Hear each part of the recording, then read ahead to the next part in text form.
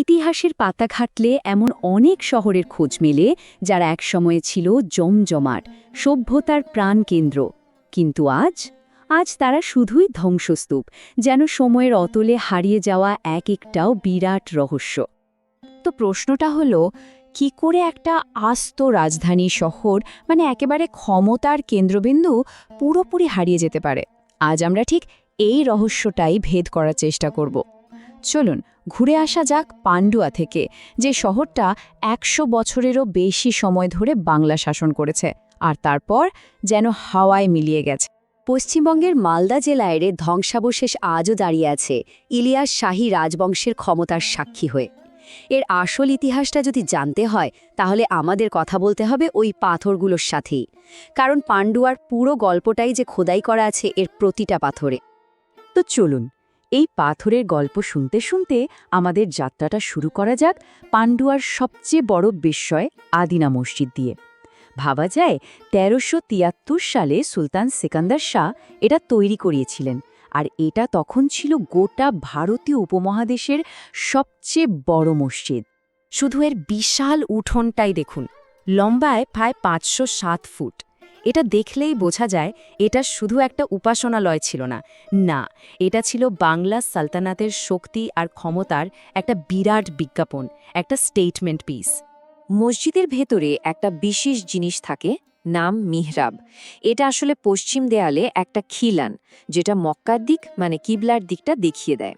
এটা মনে রাখাটা জরুরি, কারণ আদিনার এই পবিত্র জায়গাতেই এমন কিছু জিনিস পাওয়া গেছে যা সচরাচর মসজিদে থাকার কথা নয়। আর রহস্যটা সেখানে। তো কি পাওয়া গেছে শুনুন। মসজিদের ভেতরে পাওয়া গেছে হিন্দু মন্দিরের দরজা, খিলান ছাড়া একদম অন্য স্টাইলের।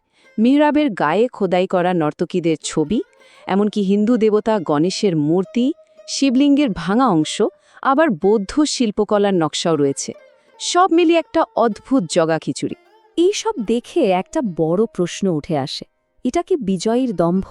মানে ইচ্ছে করে মন্দির ভেঙে সেই মাল মশলা দিয়ে মসজিদ বানানো হয়েছিল, নাকি বিষয়টা অতটা সোজাসাপটা নয়? হতে পারে পুরনো পরিত্যক্ত মন্দির বা ধ্বংসস্তূপ থেকে জিনিসপত্র নিয়ে শুধু সুবিধার জন্য ব্যবহার করা হয়েছিল। ইতিহাসবিদদের মধ্যে এই নিয়ে কিন্তু বিরাট বিতর্ক আছে। আচ্ছা, এই বিশাল পাথরের দুনিয়া থেকে এবার একটু সরে আসা যাক। চলুন পান্ডুয়ার অন্দরের একটা রুদ্ধশ্বাস গল্পের দিকে তাকাই। এটা একটা প্রাসাদ ষড়যন্ত্র, ধর্ম আর পরিচয় সংকটের এক জটিল কাহিনী। সময়টা ছিল গণেশ রাজবংশের মাত্র ২৯ বছরের শাসন, কিন্তু কি ঘটনাই না ঘটেছিল। ১৪১৪ সালে রাজা গণেশ, একজন প্রভাবশালী হিন্দু সামন্ত, সিংহাসন দখল করে নিলেন। ঠিক তার পরের বছরই বাইরের আক্রমণের ভয়ে তিনি তার ১২ বছরের ছেলে যদুকে ইসলাম ধর্মে দীক্ষিত করালেন। তারপর ১৪১৮-তে গণেশের মৃত্যুর পর সেই যদুই সুলতান জালালউদ্দিন মোহাম্মদ শাহ নামে সিংহাসনে বসলেন। কিন্তু এই বংশ বেশি দিন টেকেনি। ১৪৩৩ সালে জালালউদ্দিনের ছেলেকেই হত্যা করা হয়, আর এর সাথেই শেষ হয় এই ছোট কিন্তু অত্যন্ত গুরুত্বপূর্ণ রাজবংশের। একটা হিন্দি প্রবাদ আছে, না ঘাড়কা না ঘাটকা, মানে যার কোনো দিকে কোনো আশ্রয় নেই। যদুর অবস্থা হয়েছিল ঠিক তেমনই। শোনা যায় তিনি নাকি আবার হিন্দু ধর্মে ফিরতে চেয়েছিলেন, কিন্তু তখনকার গোঁড়া হিন্দু সমাজ তাকে আর গ্রহণ করেনি। ফলে তিনি ২ কুলি হারান, একেবারে ত্রিশঙ্কু অবস্থা।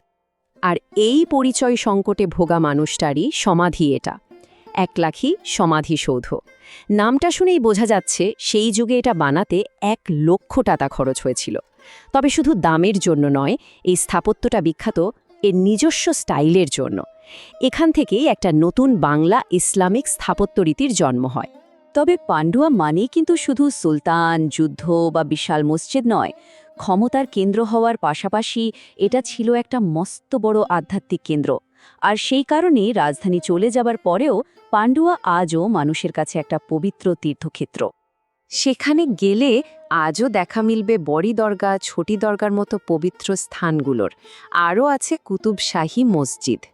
এই দরগাগুলোই আসলে প্রমাণ করে পান্ডুয়ার রাজনৈতিক গুরুত্ব হয়তো শেষ হয়ে গেছে, কিন্তু এর আধ্যাত্মিক উত্তরাধিকার আজও বেঁচে আছে। তো সবটা মিলিয়ে আমরা আবার সেই প্রথম প্রশ্নটাতে ফিরে আসি। এত ক্ষমতা, এত জাঁকজমক, এত বড় বড় স্থাপত্য, সব থাকতেও কেন একটা রাজধানী শহর এভাবে হারিয়ে গেল? চলুন এবার পাণ্ডুয়ার এই মূল রহস্যটা সমাধান করা যাক। কারণ একটা নয়, আসলে অনেকগুলো। প্রথমত, মহানন্দা নদী, যে নদীর ওপর শহরটা নির্ভরশীল ছিল, সেই নদীটাই একসময় তার গতিপথ বদলে ফেলে। তারপর ১৪৫৩ সালে রাজধানীকে আবার পুরনো শহর গৌড়ে ফিরিয়ে নিয়ে যাওয়া হয়। ১৯ শতকে বড় বড় ভূমিকম্পও হয়। এর ওপর ছিল বাংলার ভ্যাপসা গরম আর জলহাওয়া, যা যে কোনো কিছুকে খুব তাড়াতাড়ি নষ্ট করে দেয়। আর সবশেষে মানুষ নিজেই প্রজন্মের পর প্রজন্ম ধরে এখানকার ইট পাথর খুলে নিয়ে গেছে নতুন ঘরবাড়ি বানানোর জন্য। সব মিলিয়ে পাণ্ডুয়া ধীরে ধীরে একটা ধ্বংসস্তূপে পরিণত হয়। পাণ্ডুয়ার এই গল্পটা আমাদের একটা কথাই মনে করিয়ে দেয়। ইতিহাস শুধু বইয়ের পাতায় থাকে না, আমাদের চারপাশে ছড়িয়ে ছিটিয়ে থাকে, শুধু একটু খুঁজে দেখার অপেক্ষা। তো এই প্রশ্নটাই আজ থাকলো, আমাদের নিজেদের আশেপাশে এমন কত না বলা গল্প, কত বিস্তৃত ইতিহাস ধ্বংসাবশেষের আড়ালে অপেক্ষা করছে।